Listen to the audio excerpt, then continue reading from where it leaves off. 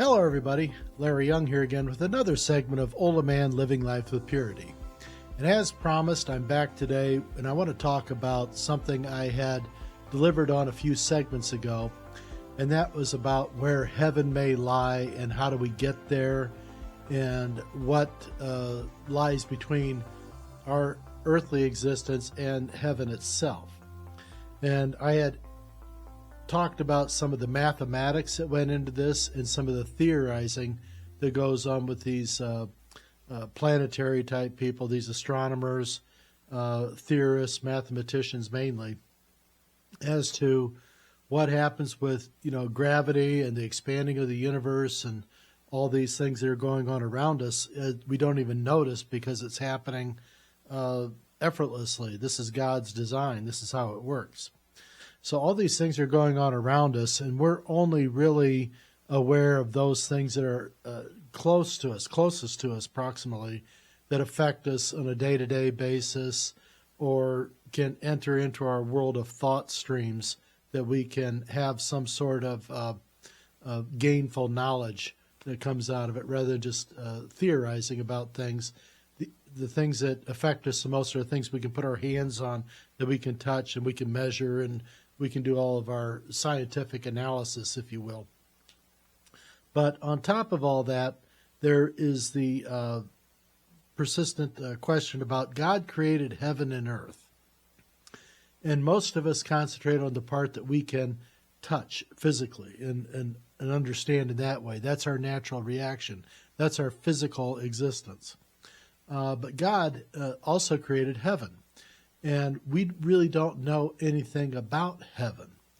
And what I want to try to explain is my perceptions of what it is that I experienced in 2001 when I had an out-of-body experience, and the Blessed Mother showed me heaven's light because she wanted me to understand what was at stake for millions of souls if they were to disregard the existence of heaven, miss out on it altogether, because they didn't come to know her Son, not her, but her Son. And this is the disconnect that a lot of people have when they talk about, oh, you worship Mary. Oh, no one worships Mary. If they do, they're wrong. What we do is we have great esteem and we count on Mary for her great counsel and her great example that she gave us. I consider Mary to be like your attorney if you go to court. You may know the facts about everything and you may be able to explain it somewhat, but you don't have the leverage in the court like your attorney would have. And so it's best to stay in that same lane and figure that you may think that you've got it all under control with your existence and your place, whether or not Jesus will accept you into heaven. But it would be very nice if you could go to that meeting and that judgment day and somebody standing over your shoulder to help represent you to her Son. And that would be the mother herself. And that's how I believe true Catholics who are formed correctly see their relationship with the Blessed Mother. And other people are more than welcome to enjoin that too. You don't have to be Catholic. Like I say, it's an open door, people. It's your choice to walk in through it or not. It's not up to me. I don't have control over what happens to you. You have a lot more control over that than anybody, so you should probably think about that. But when we were talking about the existence of heaven and the separation between heaven and earth, I described what mathematicians and astronomers call the cosmic horizon. And the cosmic horizon is this space that exists between our own galaxies, the cosmos that is what we live in, what we understand, what we're able to measure, and to be able to see with our sophisticated telescopes and inner, devices that we're sending out, these probes, these Voyagers running out all over the galaxies trying to send back information. We're trying to understand that part of it. But what the mathematicians, and I subscribe to this too, they describe this cosmic horizon which exists between our planets and all the space that we have, that is this band of I don't even know if it's actually materials or whatever, but whatever is there in the cosmic horizon is moving at the speed of light. And that speed of light is 186,000 miles per, is it minute or second? Well, I have to look that one up. But anyway, it's really fast, okay? And anyway, so we're traveling at 186,000 miles. Very, very fast. It might be per second. But anyway, there's no way for anyone to move across that spectrum, because if you have a body or any sort of physical material that going at that speed of light, everything would expand so big because of physics, it would be so large that it wouldn't be manageable, I guess. I don't know if it would break up into smaller pieces or something, but the pieces themselves would have to expand in mass to such a size that it would be untenable to work with. And so there's this barrier to physical movement across this cosmic horizon.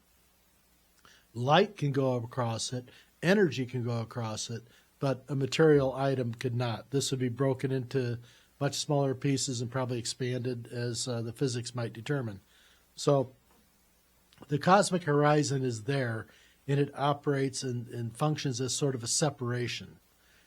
They theorize that there's more space on the other side of the cosmic horizon, and that there's actually material there, building blocks. There's could be other planets or things like this, other bodies on the other side of the cosmic horizon, at least building materials.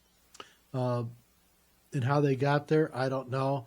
God may have only taken some of what he had in his home in heaven to make what we are experiencing here. I don't know. We'll all find out. But the question I want to sort of answer today is, how far away is that, this cosmic horizon? Now, mathematicians theorize that the cosmic horizon lies about 2 light years distance away. 2 light years distance. How far is a light year in distance? Well, if you were to measure a light year in the distance, they say that 1 light year is right at 5.88 trillion miles. That's a long way between here and there. Let's talk about how far is that. Well, if you were to start some sort of a spacecraft and launch it from Earth, and you were to launch that vehicle and it was to travel at the speed of light, and it just came to me, that would be 186,000 miles per second is going to be the speed with which that craft is moving. 186,000 miles a second.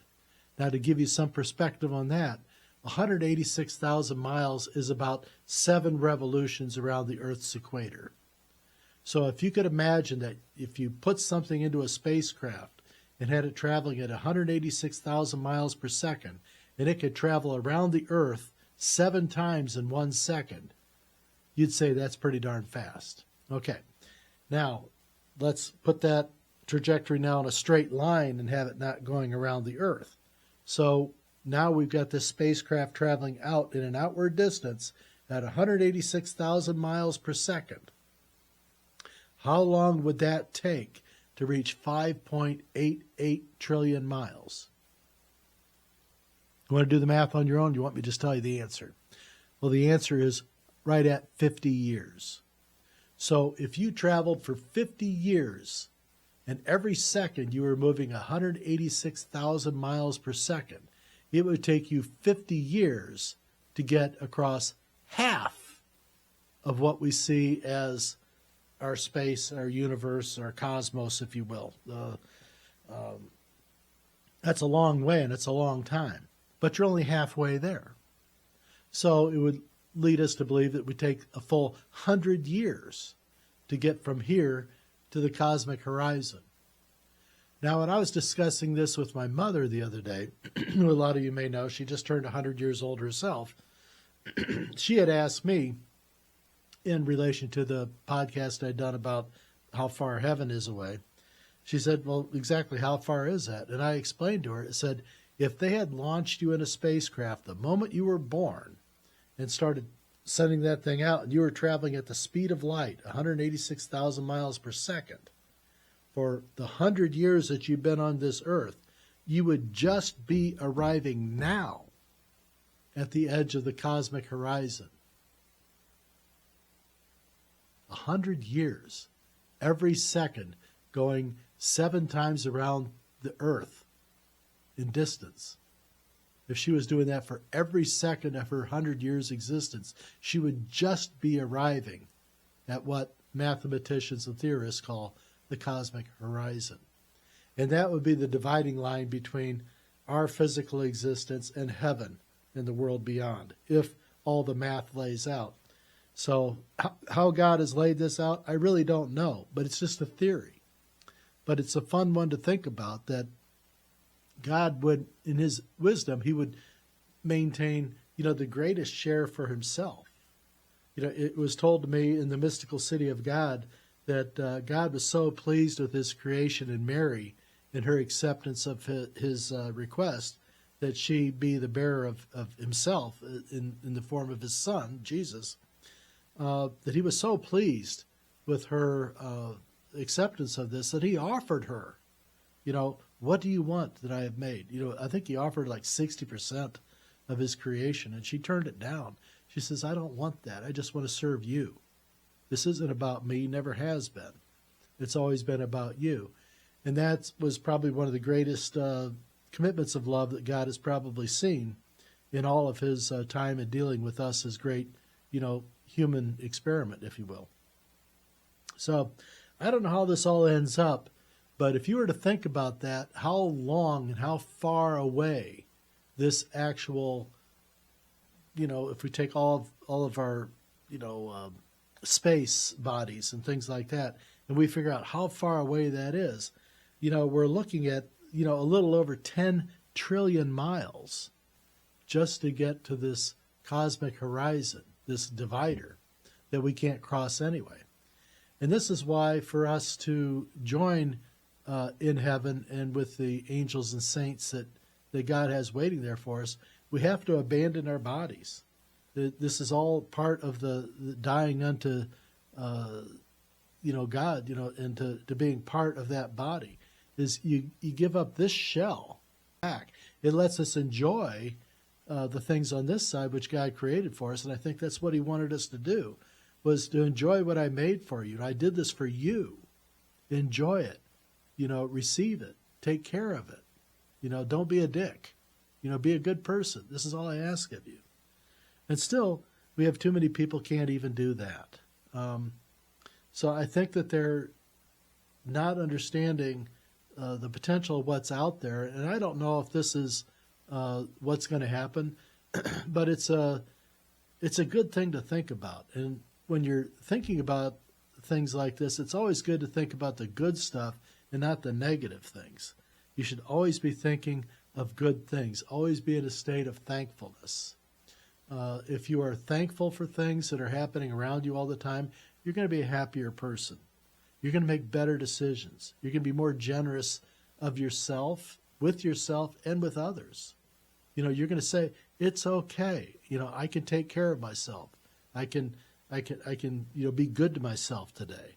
It's okay. You should love yourself. Don't be so at odds with your own self. Love yourself. Take care of yourself. Be good in that way. It's not being selfish. It's being proper. It's taking care of what God gave you. But don't, dwell on that so much, but take care of it so it could do more work the next day. Like I said, we were designed to work, not to lay about and do nothing. Life is supposed to be hard. It teaches you valuable lessons, and this is just one of them. That, we may feel like everything is right here, but we are so insignificant, this earth, in compared to everything else that's out there. And you have to think about these things from that long view, looking back at how insignificant, but how important that we really are. Even like the mustard seed, Jesus said, the potential that's in there. God is looking at us all the time. and waiting for us to respond in the way that he hoped for when he made us. And so there's still time on the clock. So it's all within all of you. This isn't up to me. This is a personal choice that you make each day. But this is a way to go about living your life in a productive way, in a sense of gladness and hope, and understanding that there is more. It's not just this. There's more. And you can count on that. The math says it's there. So in the meantime, I love you, and I'll be back.